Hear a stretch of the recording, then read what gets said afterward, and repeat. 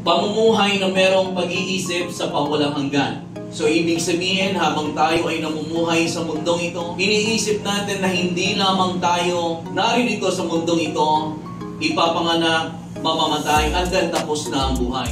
Kundi ipapamuhay natin ang ating buhay na alam natin na merong buhay na walang hanggan. Amen. Na pagkatapos ng buhay na ito, huminto man sa pagtibok ang ating puso, tiyak tayo at alam natin kung saan tayo pupunta. Nakakalungkot minsan kasi marami kayong mga tao na maaari may encounter na ang isipan ay hanggang sa buhay lamang na ito. Sabi ni Rick Warren sa The Purpose-Driven Life, the Bible says, God has planted eternity in the human heart. You have an inborn instinct that longs for immortality. Ang bawat isa sa atin ay naglulong, naghahangad ng immortality. This is because God designed you in His image to live for eternity. Even though we know everyone dies, death always seems unnatural and unfair. Because we all long for immortality and we were wired for eternity. Isang mapagpalang umaga po sa bawat isa sa atin. Masaya po ba kayo na kayo nandito? Yes. Gusto ko yung sinabi ni Micah kanina, matagumpay tayo. Amen. Batiin natin ang sarili natin at kayo'y mananagumpay sa dahilan na kayo ay nakarating sa umaga nito dito. Sa kabila ng maulan, right? Ang daming dahilan. Maaaring sa inyo maraming dahilan na Lord, mag-church pa ako ngayon, but we decided. Amen. At yun ay, of course, ang Panginoon ang inuuna natin. So praise the Lord. Buksan natin ang ating mga Biblia or pwede niyo ako sabayan sa James chapter 4, verse 13 to 16. James chapter 4, 13 hanggang 16. Naroon na po kayo? Come now, you who say, today or tomorrow, we will go to such and such a city, spend a year there, buy and sell, and make a profit. Whereas you do not know what will happen tomorrow, for what is your life? It is even a vapor that appears for a little while, for a time, and then vanishes away. Instead, you ought to say, if the Lord's will, we shall live and do this or that. But now, you boast in your arrogance. All such boasting is evil. Nanalangin na po tayo, but I want you to just close your eyes. Let's ask the wisdom of God once again. Father, we thank you, Lord, once more we come into your presence. And Lord, we thank you for the authority of your word. Salamat, Panginoon, sa kapangyarihan ng iyong salita, sa authority ng iyong salita. And we submit, Lord God, under the authority of your word. And Lord, we thank you that as we heed your word, as we receive it with meekness, Lord, we thank you that we will never be the same again. So Father, we thank you. Salamat, Panginoon, that today we will be taught by the word of God. And we thank you for that in Jesus' name. Amen. Amen. Babasahin ko po ito sa Tagalog at babagitin ko yung pamagat nito. Makinig kayo sa akin, kayong nagsasabi, ngayon o bukas ay pupunta kami sa ganito at ganoong bayan. At 1 taon kaming mananatili roon. Mangangalakal kami at kikita ng malaki. Ni hindi nga ninyo alam kung ano ang mangyayari sa inyo sa araw na bukas. Ang buhay ninyo ay parang usok lamang, sandaling lumilitaw at agad nawawala. Sa halip, sabihin ninyo, kung kalooban ng Panginoon, mabubuhay pa kami at gagawin namin ito o iyon.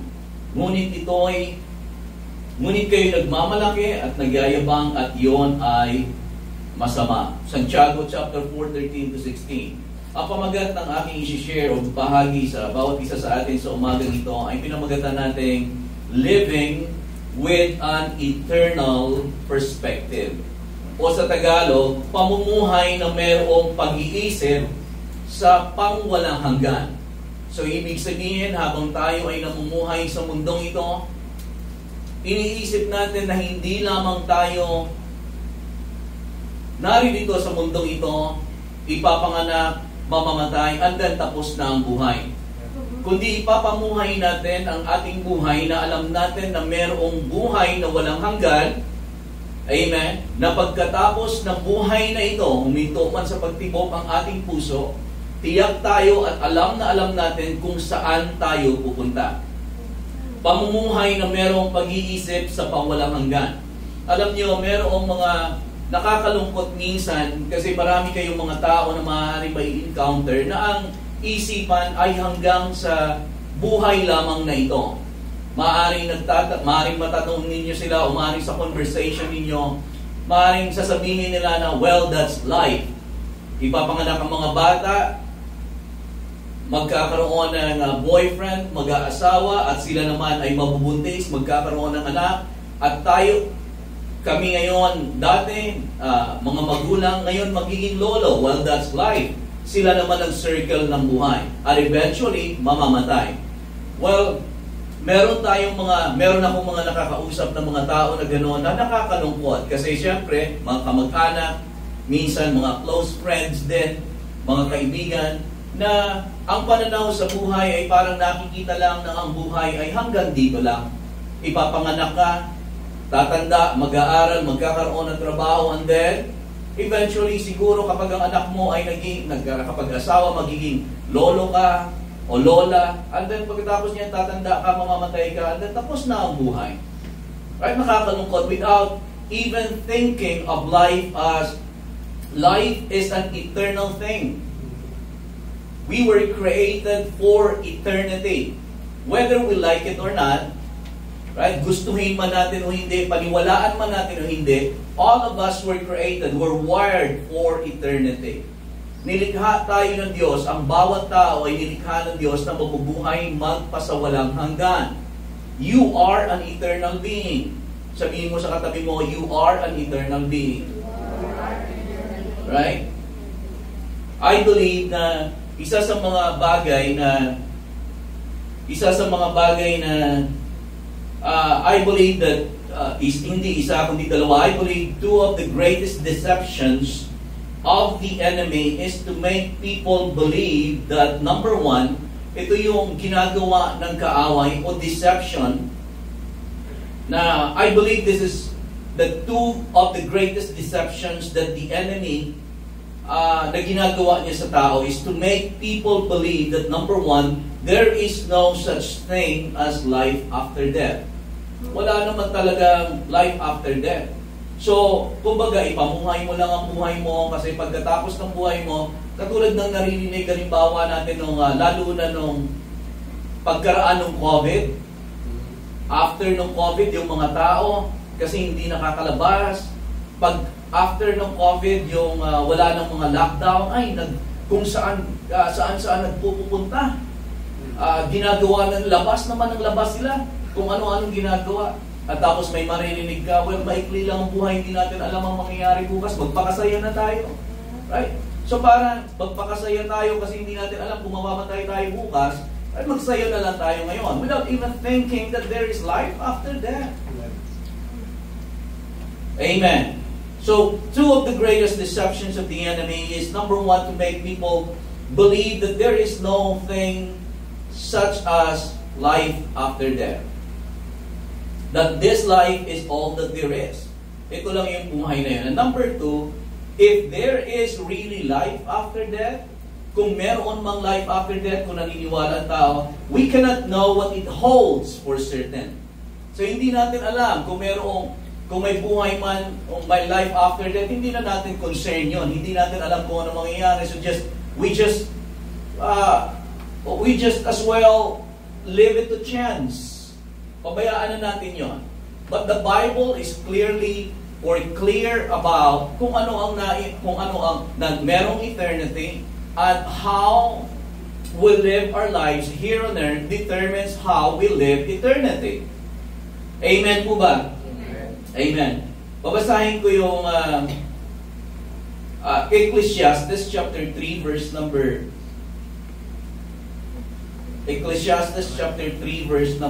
11. This is under the point na tayong lahat, we are an eternal being. We're created for eternity. Ecclesiastes chapter 3 verse 11, He has made everything beautiful in His time. Sa Amplified ako nagbabasa. He has also planted eternity in man's heart and mind. So inilagay, itinanim ng Diyos ang eternity sa puso at isipan ng bawat tao. A divinely implanted sense of purpose working through the ages, which nothing under the sun but God alone can satisfy. So meron daw, in short, meron daw ang Diyos, nilagyan niya, God has wired every human being with an eternal purpose. Eternity. Right? Subalit walang nakakaalam nito sa atin kundi ang Diyos. Babasahin ko lamang para maituloy ko. Yet so that men could not find out what God has done from the beginning to end. Yet so men cannot find out what God has done from the beginning to end. Bakit ganon? Para saliksikin natin o itanong natin sa Diyos ang ating purpose. Kasi hindi natin makikita, hindi natin mauunawaan. We know that we were created for eternity. We were wired for eternity. Yet hindi natin alam ang purpose natin. God alone can satisfy that eternity in our hearts. Nasusundan pa po ba ninyo ako? Yet so that men cannot find out what God has done from the beginning. Bakit niya ginawa yon? Kasi upang ang tao ay magtanong sa Diyos. Ano ang purpose ko? Ano ang layunin ko? Why am I here for? Amen? Upang makita natin ang disenyo ng Diyos sa buhay ng bawat isa sa atin. Amen po ba? Hello, narito pa po ba kayo? Amen. Amen. Ang sabi ng, gusto ko itong quotation na ito from The Purpose-Driven Life. Ewan ko kung meron tayo dyan. Sabi ni Rick Warren sa The Purpose-Driven Life, the Bible says, God has planted eternity in the human heart.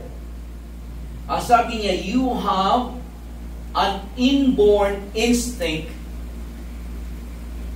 that longs for immortality.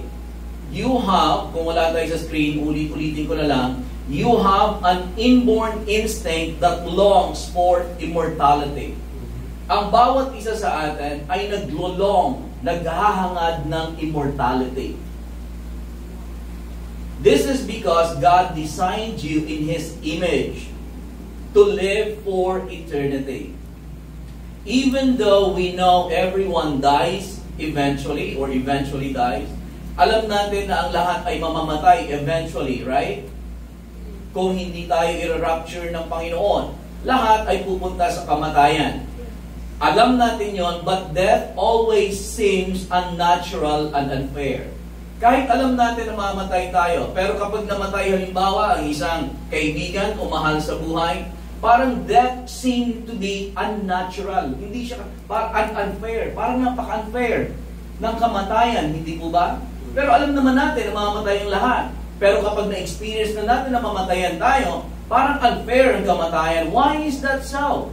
Because we all longs for immortality and we were wired for eternity. Amen. Kaya death seems to be unfair. Tutuloy ko man sinabi ni Rick Warren, the reason we feel we should live forever is that God wired our brains with that desire to live for eternity. I said all that to say that we were created for eternity. So, maaaring nung recently, nakausap ko yung isa sa mga kamag-anak, matuturing na ganun lang ang buhay, na that's life. At meron ka namang mga kaibigan, hindi naman sa dahilan sa itong mga nakakausap mo ay may kaya, at least hindi naghirap. Pero meron ka namang mga dati kang kasama, mga kaibigan, na may sakit na nga. Babahaginan mo ng ebanghelyo, hindi pa rin nakikinig sa'yo. Right? Parang Para ba may sakit na, parang malapit na mamatay, at eventually namatay na nga, pero wala pa rin pagtanggap sa sarili nila na meron ba, hindi man lang nila naiisip na pag namatay ako, saan ako mapupunta? Right? Babahaginan mo, tanggapin mo ang Panginoong Jesus sapagkat sinasabi ng Biblia, for God so loved the world, mahal ka ng Diyos. At ayaw ng Diyos na ikaw ay mapahama kundi magkaroon ng buhay na walang hanggan sa piling ng Diyos. Pero why is that? Because the enemy has deceived the mind of people, thinking that buhay lang, mamamatay ka, panganak ka, panganak ka tapos mamamatay ka, yun lang yung buhay. Right? But we pray ng bawat isa sa atin, we are thinking of eternity. At yun din yung ating ibinabahagi sa tao. Amen po ba? Narito pa po kayo? Well, how should we live our lives? Dalawang points lang ito na nais mo ibahagi sa atin. How should we live our lives with an eternal perspective? Or how should we live our lives with an eternal perspective? Number one, focus on the eternal. So, dalawang bagay lang na nais kong i-challenge sa bawat isa sa atin, i-encourage sa bawat isa sa atin, focus on the eternal. While living in the present life with excellence, right? Namumuhay tayo sa buhay na ito with excellence.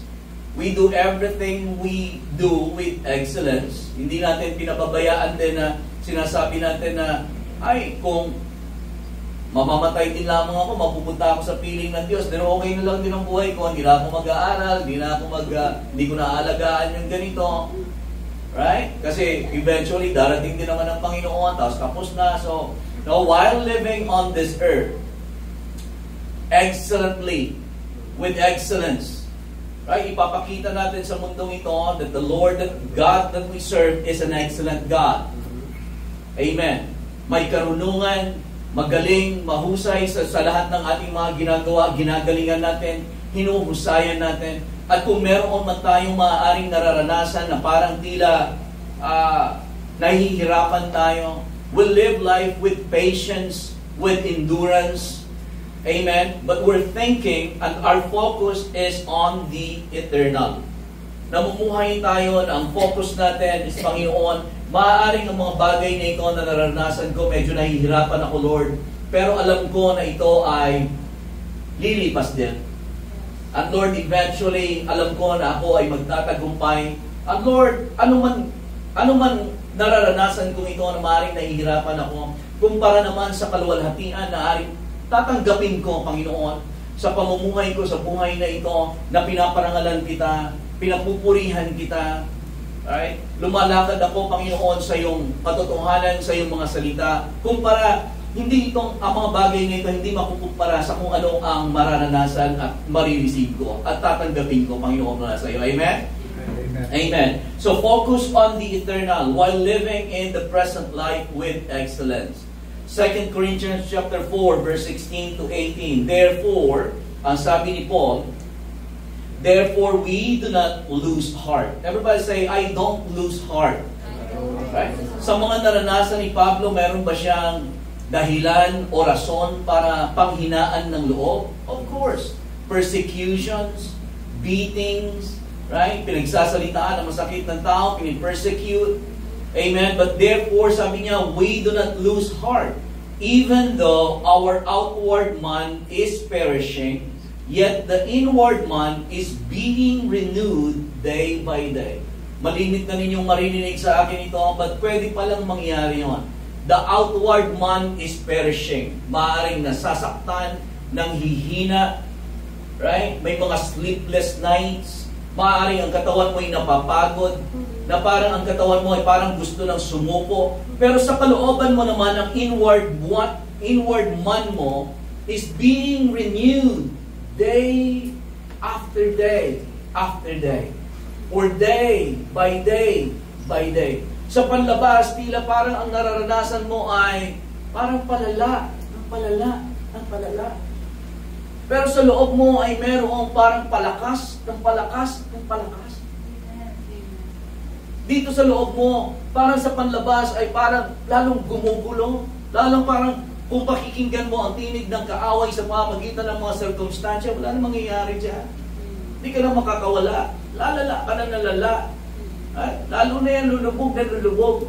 Pero sa loob, ay, kung may narinig kang tinig sa labas, sa loob ay nare-renew siya day by day. Lalo kang lumalakas, nagtitibay na nagtitibay.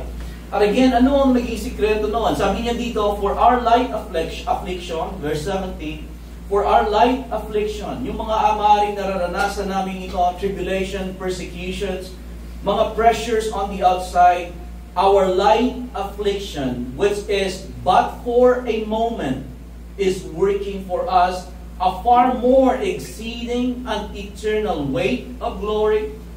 Kasi sa verse 18, ito yung sikreto kung bakit sa panlabas ay nanghihina, right? Subalit sa loob ay lumalakas. Pwede palang mangyari yun. So your strength and renewal doesn't depend on what's going on around you.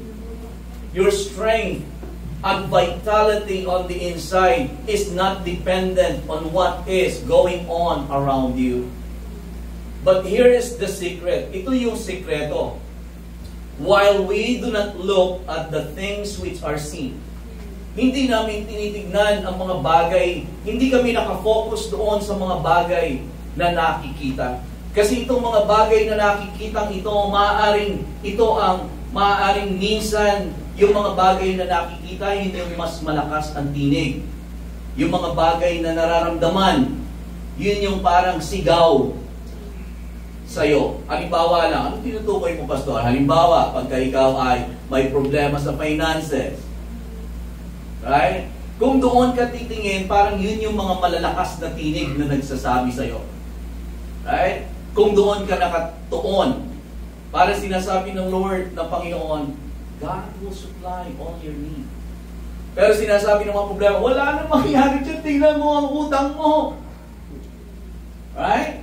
Parang yun yung malakas na tinig. Tapos kung ikaw naman ay halimbawa may nararamdaman sa physical mo, sabihin ng Panginoon, of course, we know the Word of God. Sabi ng salita ng Diyos, by the stripes of Jesus, we are healed. So it doesn't really matter how I feel, but I am the healed of the Lord. If you are focusing on the Word of God. Pero kung hindi ka nakafocus sa Word of God, mas malakas na tinig yan. Amen. Yung sakit mo, lalala na yan.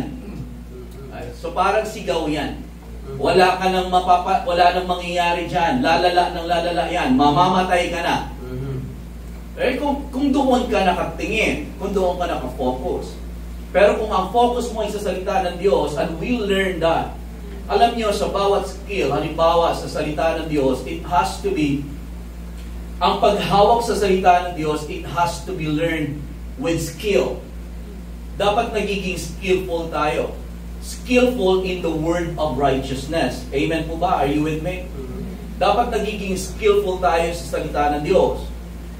Ang bawat skill na meron tayo, yan ay nagiging skillful ang isang tao sa pamamagitan ng practice. Amen. Hindi nagiging skillful ang isang tao sa isang bagay o isa-isang larangan ng isa o panandalian lang. Isang beses niyang ginawa, skillful na siya. Right. Halimbawa, si Steph Curry, hindi siya naging skillful sa 3 points na isang beses niya lang ginawa. Constant na pagpapractice. Right? So kaya nagiging skillful. Ang bawat isa sa atin ay tinatawag tayo ng Panginoon to be skillful in the word of righteousness. Ang ibig sabihin noon na dapat tayong maging magaling kung paano natin gagamitin ang salita ng Diyos sa bawat sitwasyon natin. Amen. But it will take practice and practice and practice. Sa skill o pagpapractice mo, minsan sasablay ka. Amen. Sa paniniwala natin sa Panginoon, hindi po ba?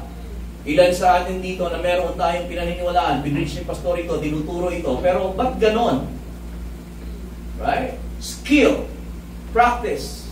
Practice. Until you fully get it. Halimbawa, minsan pag magpa-practice ka ng free throw, halimbawa, magpi-free throw ka. Sasabihin sa'yo, alam mo, may nagtuturo sa'yo, kahit sa, halimbawa, sa gym. Minsan sinasabi natin, di ba, na, oh, I get it. Okay na, kaya ko na to, alam ko na, kuha ko na. Right? Pero pagtira mo, sablay. Right? Tinuturuan ka ng coach mo, halimbawa, ganito ang gawin mo, halimbawa, sa gym. Alam ko na, kuha ko na, pero pag try mo, palpak.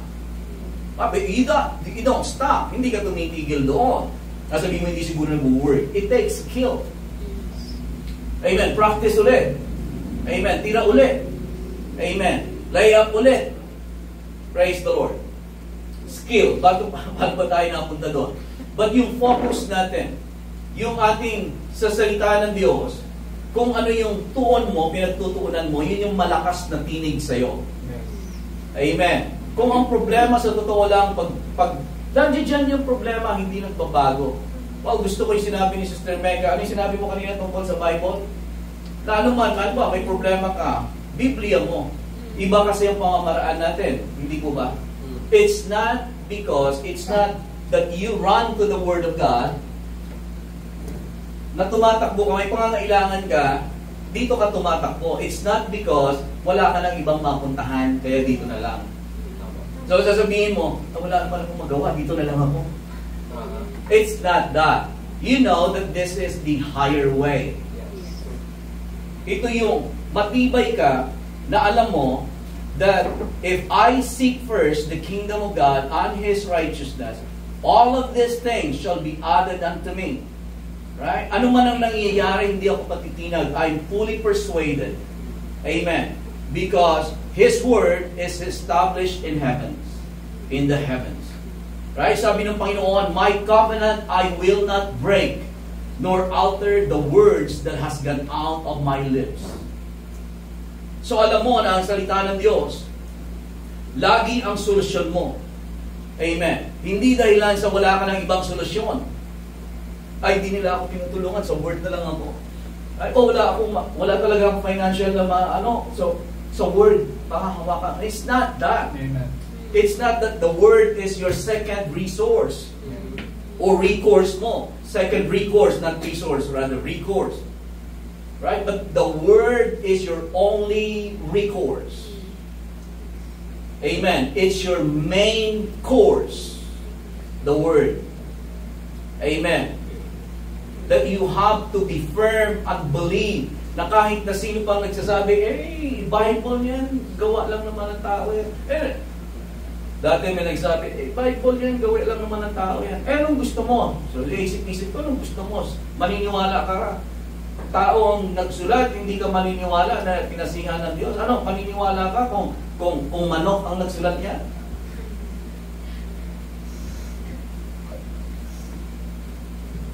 Ay, kung baboy nagsulat, maniniwala ka. Praise the Lord. But you have to be firm in the Word of God. Amen. Isa yun sa matibay na dapat nating anuhin sa ating sarili. Na magpapalebalentong man ang mundo. Ano man ang isipin ng tao patungkol sa Diyos, sa salita ng Diyos kay Jesus. Halimbawa, hindi ako matitinag sa salita ng Diyos. I will believe in the Word of God. I will believe in God. I will believe in Jesus. Amen. Pagpatuloy po tayo, 2 Corinthians 4. So again, ito yung, while we do not look at the things which are seen, but at the things which are not seen. For the things which are seen are temporary. Yung mga bagay na nakikita, mga bagay na nararamdaman. Right? But the things that are not seen are eternal. I like this from the Passion Translation, 2 Corinthians 4:18. Because we don't, what's the next word? Focus our attention on what is seen. So, ang mga nakikita mo maaaring magsalita sa'yo. Right? Ang mga problema mo. Pero hindi mo siya dapat na magpagpokosan. Maaaring marinig mo, masaktan ka,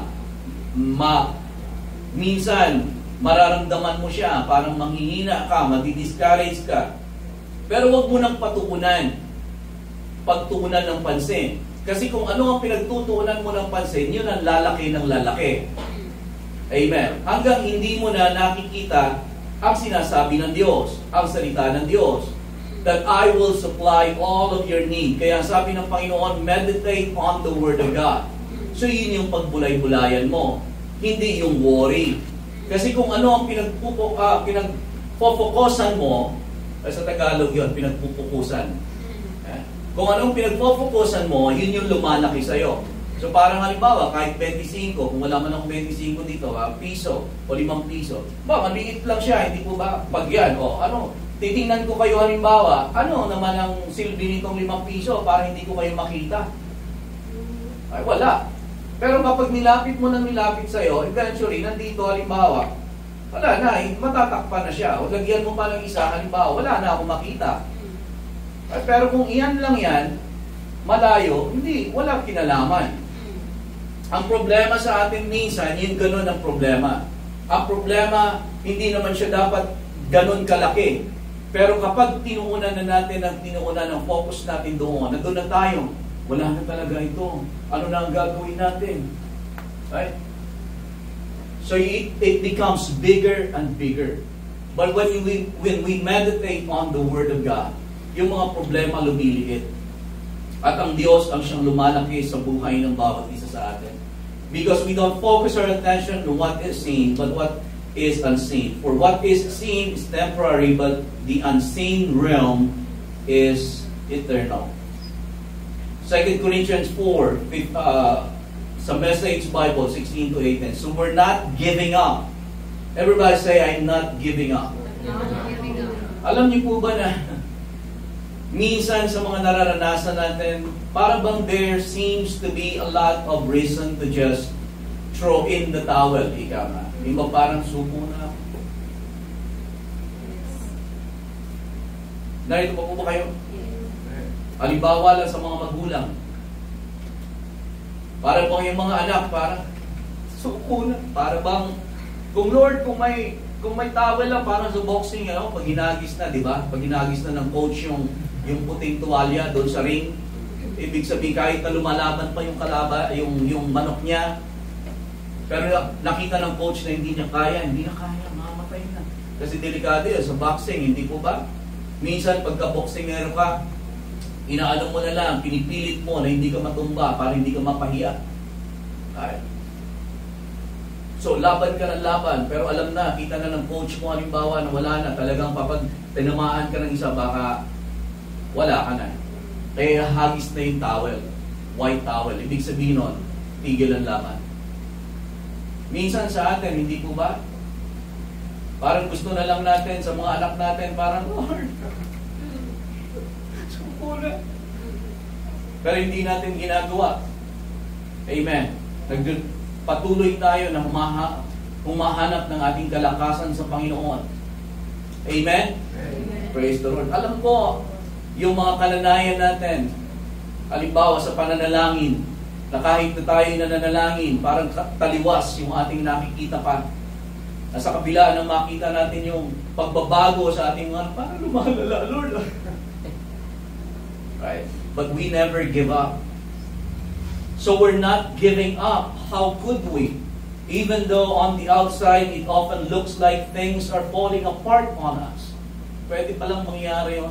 Parang everything on the outside falling apart on us, on the inside, where God is making new. Not a day goes by without His unfolding grace.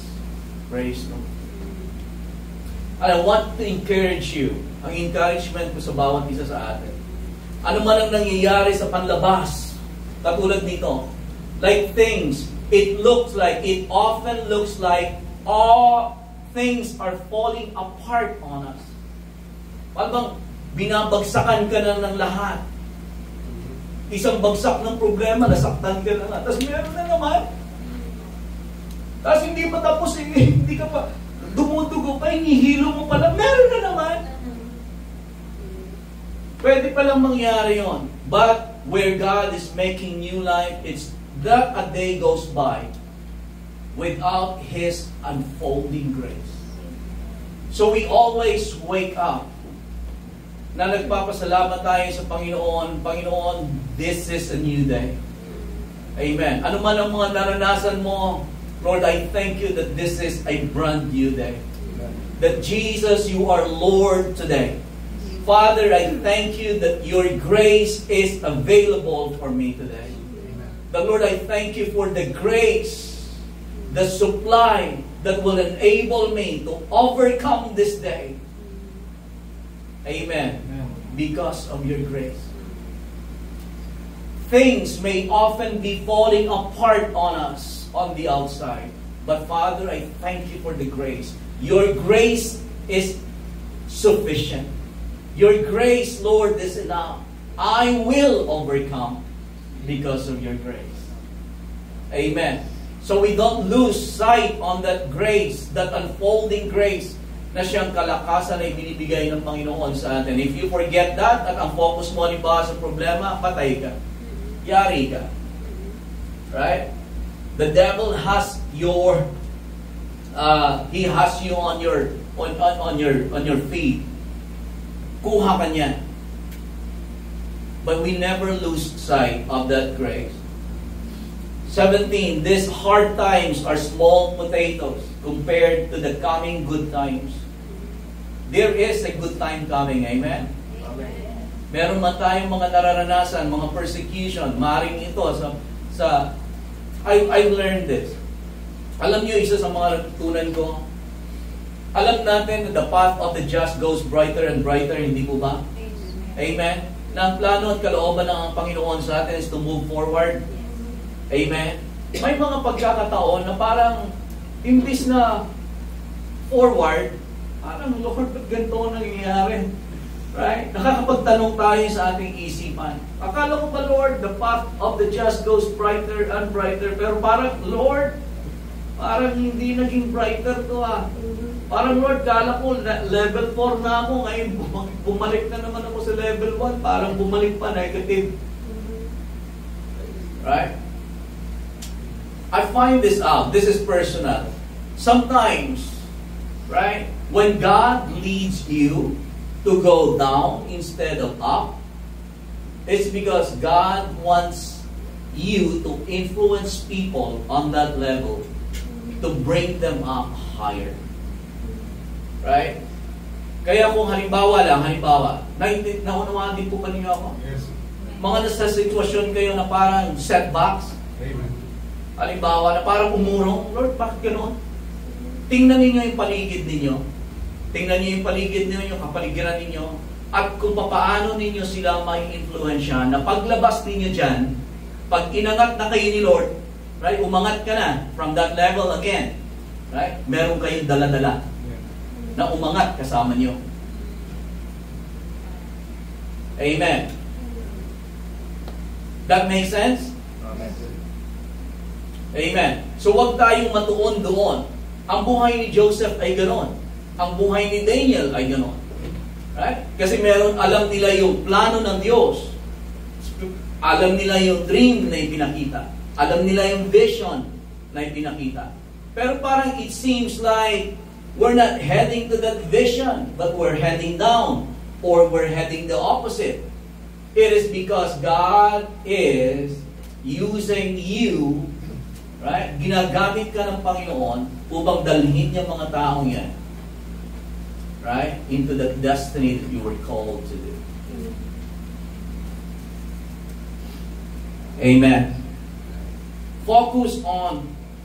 So, ang number one challenge ko sa atin, mga kapatid, we don't have much more time.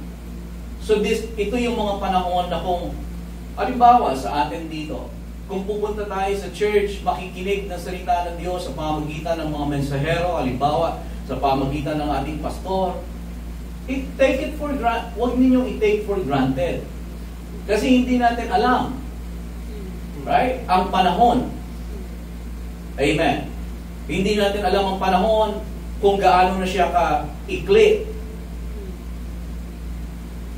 Amen. So kung yung mga panahon na ito, kung ano yung ating sinasabi ng Panginoon sa atin, tinuturo ng Panginoon sa atin, kuhanin na natin. At huwag na nating sayangin at ipamuhay natin. Amen. So anong sinasabi ng Panginoon sa atin? Mag-focus tayo on the eternal things. Right? While we focus not on the things that are seen. but the things that are unseen. For the things that are seen are temporary. Temporary lang yan. Magbabago din yan. Colossians chapter 3, another scripture for this is Colossians chapter 3, 1 to 4. If you then were raised with Christ, now were you raised with Christ? Taas mo ang kamay, you believe you were raised with Christ. Yun yung identity mo. If then you were raised with Christ, katulad na binabanggit natin sa prayer kanina, right? It just came to me, no prayer kanina. In your presence there is fullness of joy. In your right hand there are pleasures, or at your right hand there are pleasures forevermore. Right? So Jesus Christ, ang ating Panginoon, at siya ay namatay, subalit after 3 days He was raised up and He was seated at the right hand of God. Right? But we were seated together with Him in the heavenly places. Right there at the right hand of God.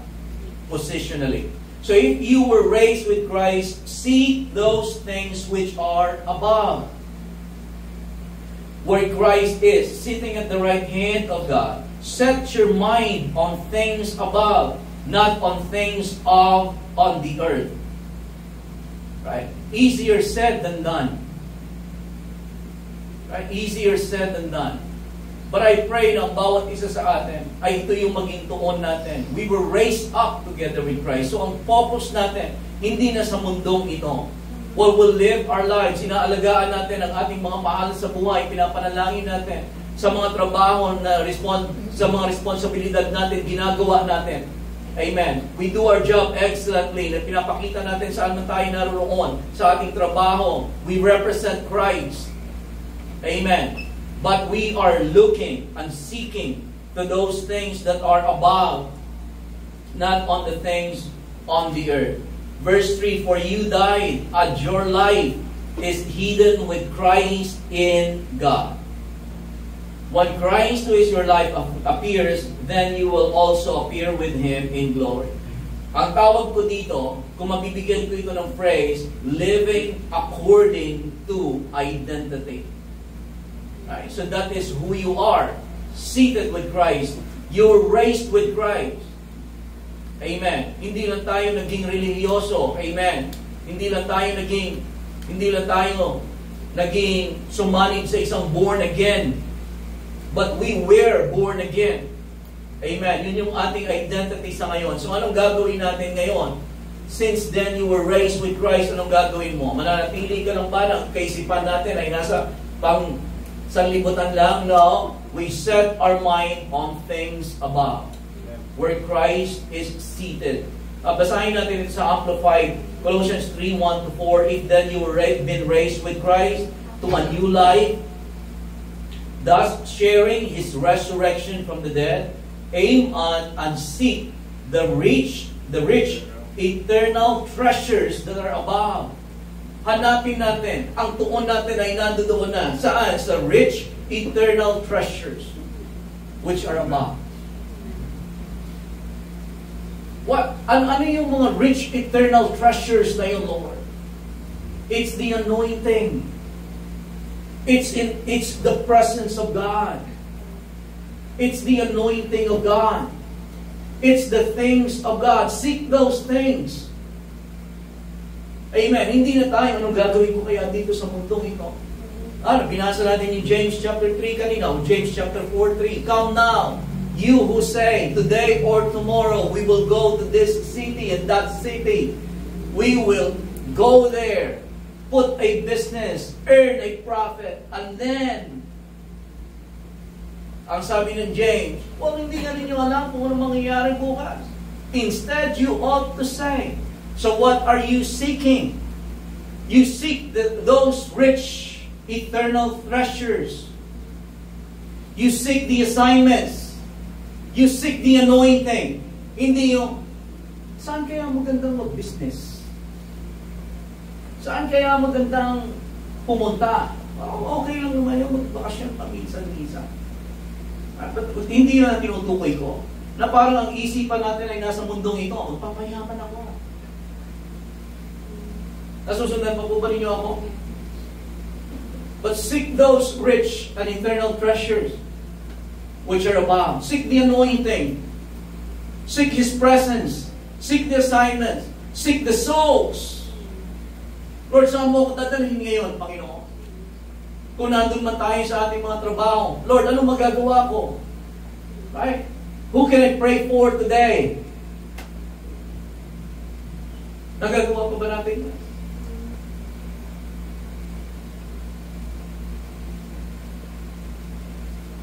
Praise the Lord. Verse 2, and set your minds and keep them set on what is above, the higher things. Right? Higher things.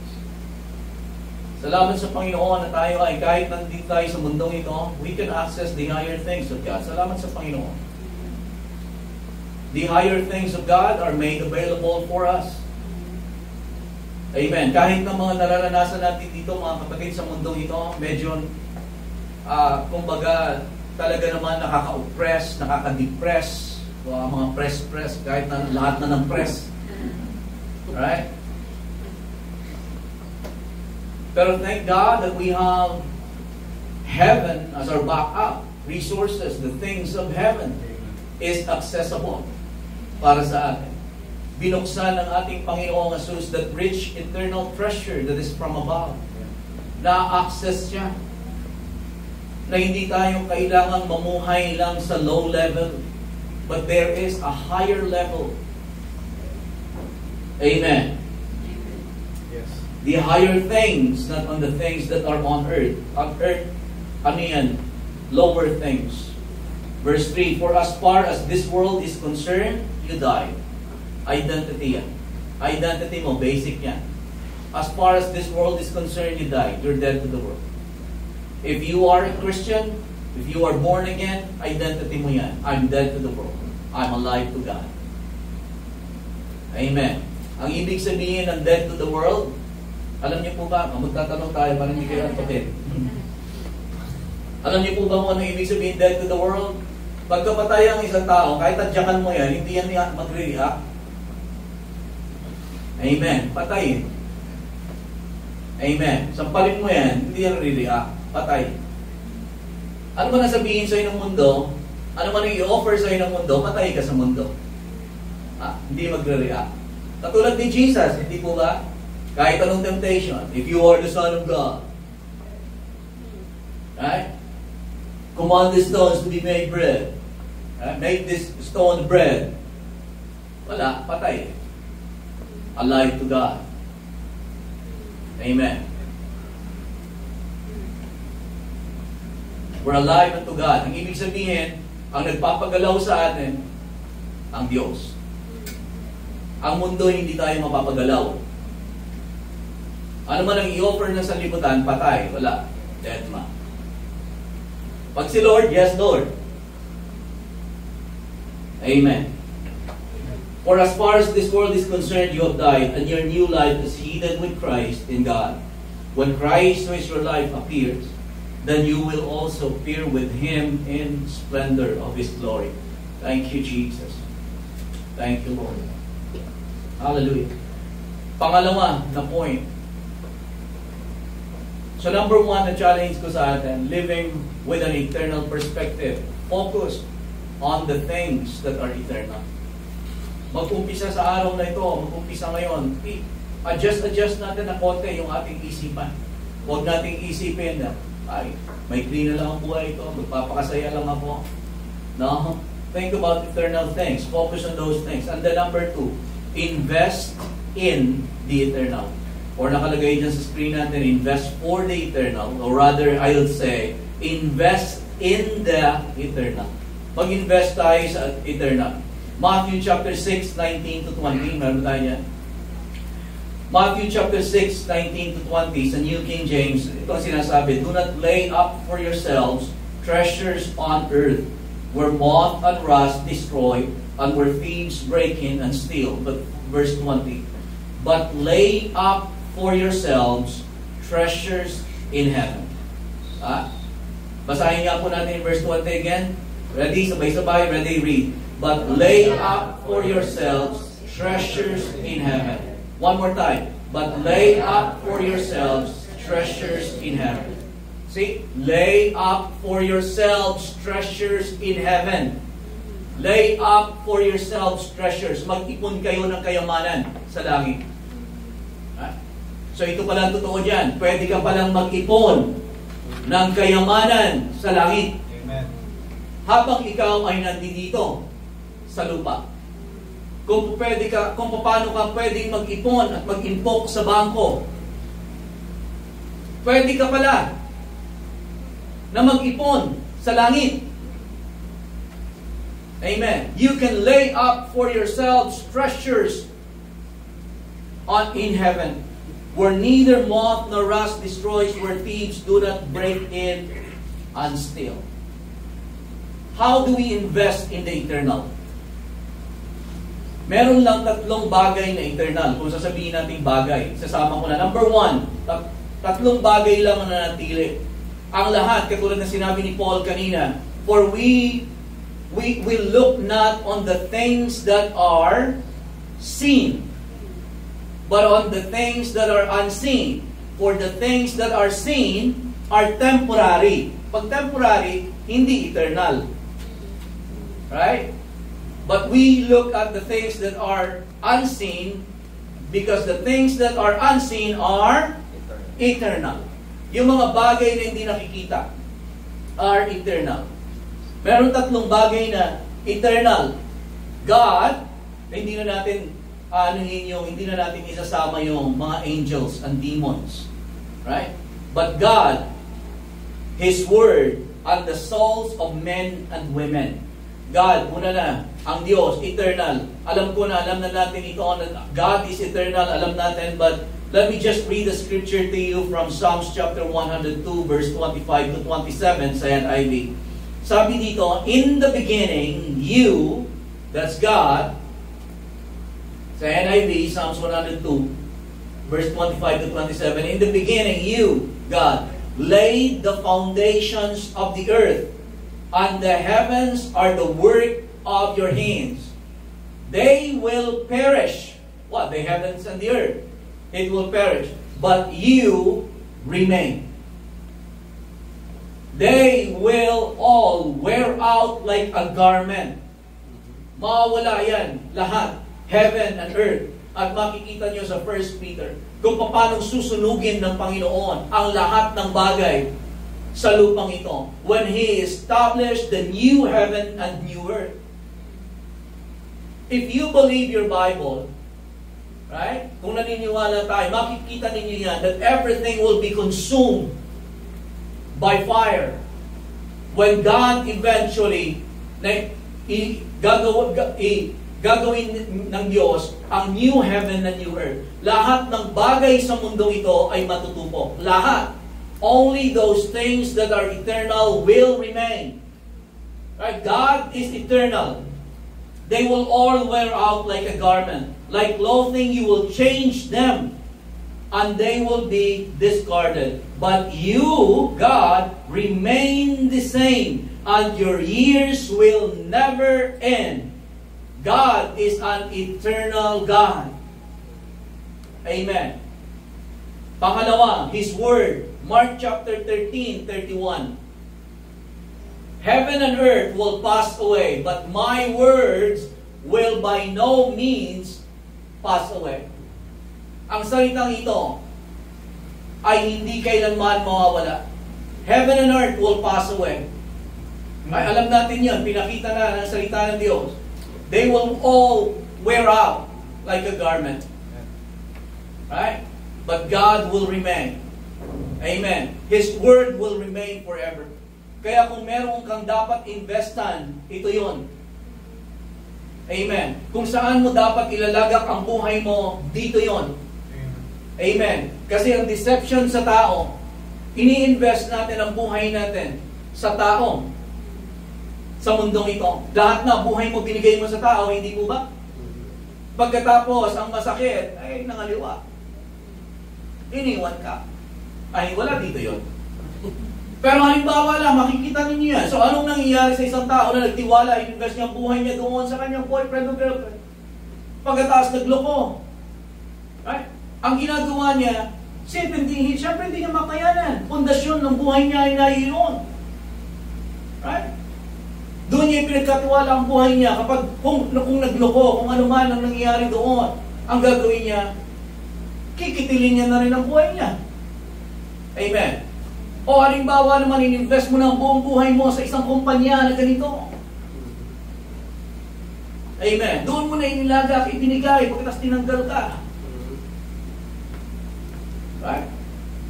O kaya naman, in-invest mo na ang buhay mo doon, pagkatapos yun, paano pala? Right?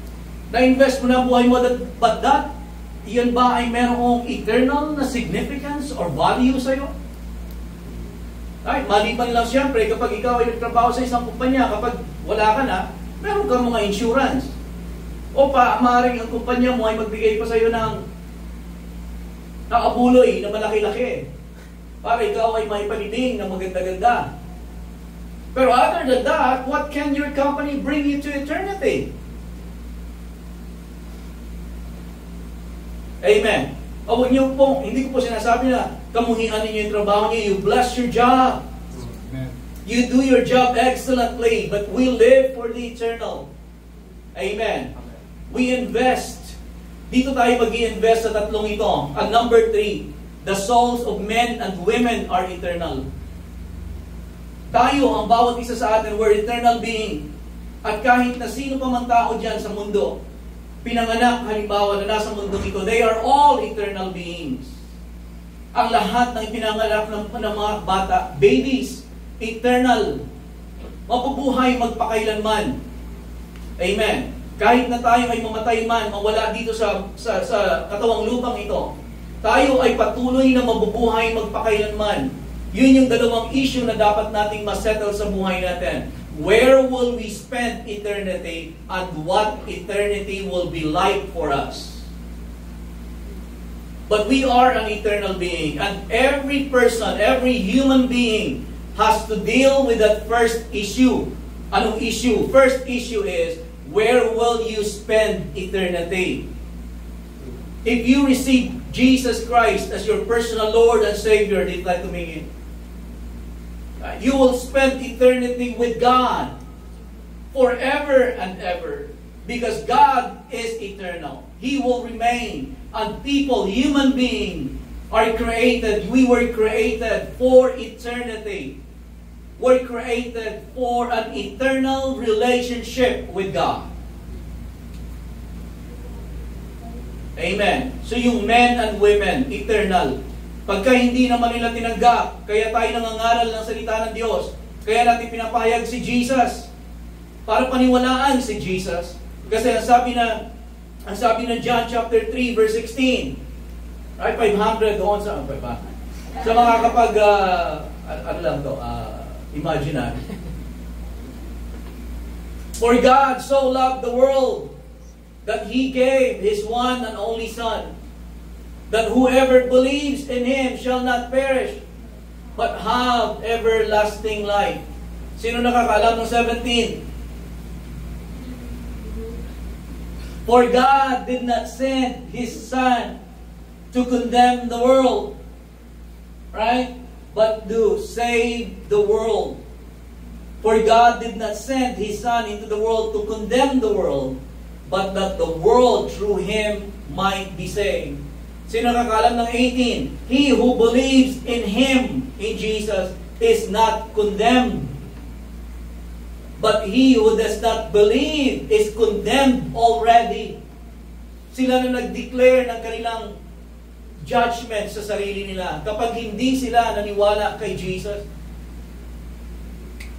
Right? Because he has not believed in the name of the only begotten Son of God. Kaya natin pinapangaral si Jesus. Amen. Upang tanggapin, paniwalaan ng tao na si Jesus ang nagbayad ng ating mga kasalanan, and in Jesus, there is forgiveness of sins. Amen. Without Jesus, there is no salvation at all. Kahit na gaano ka pa ka-relihiyoso. Gaano ka pa kabuti. Without receiving Jesus as your personal Lord and Savior, you are doomed for an eternal damnation to hell. Because men are created for eternity. Lahat mo ba dito tinanggap na natin si Jesus? Alam natin na pinagbayaran natin? Right? Life on earth is not all that there is. There is a upcoming. We have a Creator. At tayo ay haharap sa ating Creator. Ang second nating reality na dapat nating issue o reality is yung how we will spend eternity. How? What eternity will be like for us? Amen. So we invest in the eternal. So ano-ano na eternal? Maliban doon sa angels, demons, those are eternal beings. God is eternal. His word is eternal. The souls of men and women are eternal. Babasahin ko lang 1 Thessalonians chapter 4, 16 and 17. Meron ba tayo na Sister Grace? Binibilisan ko lang ito. For the Lord Himself, this is Bible, for the Lord Himself will descend from heaven with a shout. Woo! Rapture. Amen. Praise the Lord. Maniwala ka o sa hindi? Ha? Maniwala ka man o sa hindi ngayon, sasabihin ko na sa iyo. Right? For the Lord Himself will descend from heaven with a shout. Maniwala ka man o sa hindi? Sabihin natin, naniniwala ako, Lord. For the Lord Himself will descend from heaven with a shout, with the voice of an archangel, and with the trumpet of God. And the dead in Christ will rise first. Then we who are alive and remain shall be caught up together with them in the clouds to meet the Lord in the air, and thus we shall always be with the Lord. Kung tinanggap mo si Lord. Amen. So, pag namatay tayo, halimbawa hindi dumating si Lord sa rapture, mauuna pa rin tayo doon sa mga buhay. Advantage pa rin. Pero mabubuhay ang tao. Kahit namatay, the dead will rise first. See? Mabubuhay ang tao, eternal. The dead will rise. Amen. Ano naman ang mangyayari doon sa mga hindi tinanggap si Jesus? Anong point natin dito? God is eternal. The Word of God is eternal. The souls of men and women are eternal. Ang mga tumanggap kay Jesus, kapag namatay, dumating si Jesus, for the Lord will ascend in heaven with a shout. Kapag namatay, mabubuhay at makakasama ng Panginoon. Yun namang mga hindi naniwala kay Jesus, mabubuhay din, pero with an eternal judgment. Saan ka mapupunta doon? Amen. Now, paano tayo mag-i-invest? Kasi investing our time in the eternal or perspective, investing in the eternal. Your time, talent, and treasure. Tinanggap natin sa Panginoon, magtatapos na tayo. Your time, talent, and treasure. Everybody say, my time, my talent, and my treasure. Paano ka mag-i-invest sa eternal? Your time, your talent, and your treasure. Dapat mong i-invest dito that should be directed to these tatlo na ibibigay ko lang sa inyo. Yung relationship mo kay Lord. Kasi eternal yan. Ang time, talent, and treasure mo. I-invest mo doon sa your relationship with God. Pangalawa, salvation of men. Pangatlo, maturing of the believer. Yung talent mo, yung time mo. At tanungin natin ang sarili natin sa ngayon, how much time do you spend? Ini-invest mo sa relationship mo kay Lord, sa kaligtasan ng mga tao sa paligid mo, o sa pagpapalago sa mga mananampalataya. Amen. Ang buong araw mo, halimbawa kang tatanungin, nai-invest mo ba dito? Yung time mo? Sa relationship mo kay Lord? Sa salvation ng mga tao? O sa pagpapalago, pagdi-disciple? Your time, yung talent mo naman, nagagamit mo ba ito? Of course, ano na natin sa relationship kay Lord? Wala na doon yung talent mo, hindi mo na kailangan i-please si Lord doon sa, hindi mo na kailangan mag-gitara doon, Lord. Okay ka na doon. Right? Ba't ginagamit mo ba yung talent mo doon sa paghahayag ng Ebanghelyo for salvation of men? Right? Nagagamit mo yung may talent mo, yung gift mo sa pagpapalago sa mga mananampalataya. Nagtuturo ka ba? Right? But are we using our talent? Amen. Treasure. Nagagamit ba natin ang treasure natin? Right? Sa ating relationship sa Panginoon. Right? Upang mapalago, mapagtibay. Anong Bible ang binibili mo? Right? Para makilala mo si Lord ng higit. Right? Yung pera mo ba, ginagamit mo pa masahe para pumunta ng church? Para, Lord, gusto kita makilala. Right? Hindi ka nangihinayang sa gasolina, pupunta ka lang ng church. Right? Kasi gusto mo lumago sa relationship mo kay Lord. Amen. Amen. Yung pera mo, nagagamit ba ito sa salvation of mankind? Sa paghahayag ng Ebanghelyo, na ilalagay mo ba ito? Meron ka bang pinaglalagyan ito sa misyon? Right?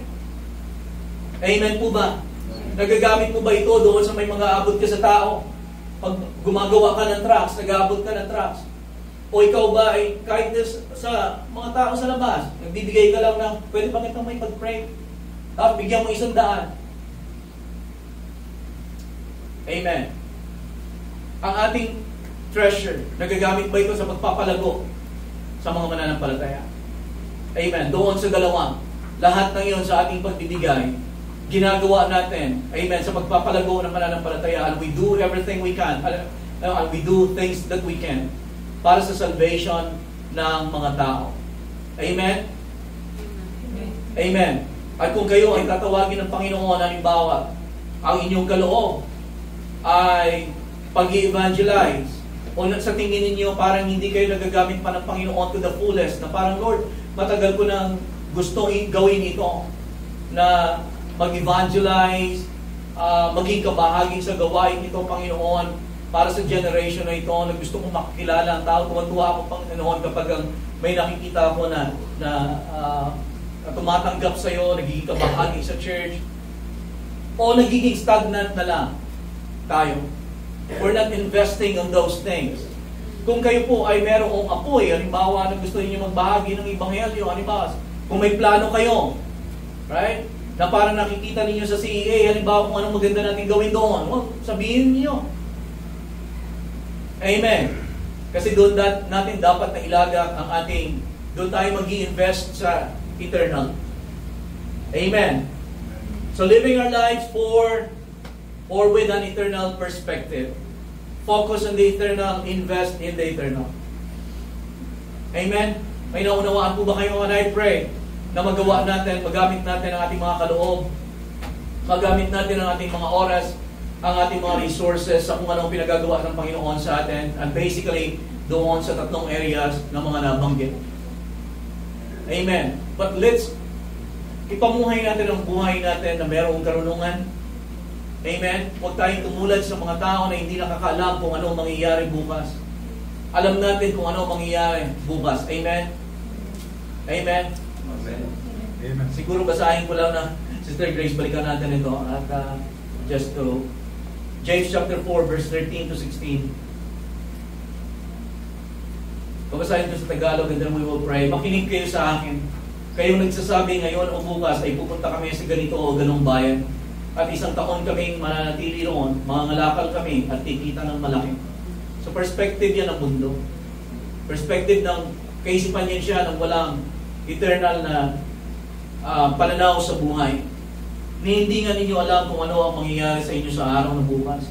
Ang buhay ninyo parang usok lamang, sandaling lumilitaw at agad nawawala. Sa halip ay sabihin ninyo, kung kalooban ng Panginoon, mabubuhay pa kami at gagawin namin ito. Alam niyo kung gagawin natin ang kalooban ng Panginoon, kung ginagawa mo, alam mong ginagawa mong kalooban ng Panginoon, alam mo mabubuhay ka bukas. Amen? That you will live, you will not die. Amen? And you will declare the goodness of the Lord in the land of the living. Amen? Alam natin na mabubuhay tayo kasi we will be led by the Spirit of God. Amen? Sinabi ng Panginoon, I will show you things to come. Amen? Gagawin natin ang kalooban ng Panginoon with an eternal perspective.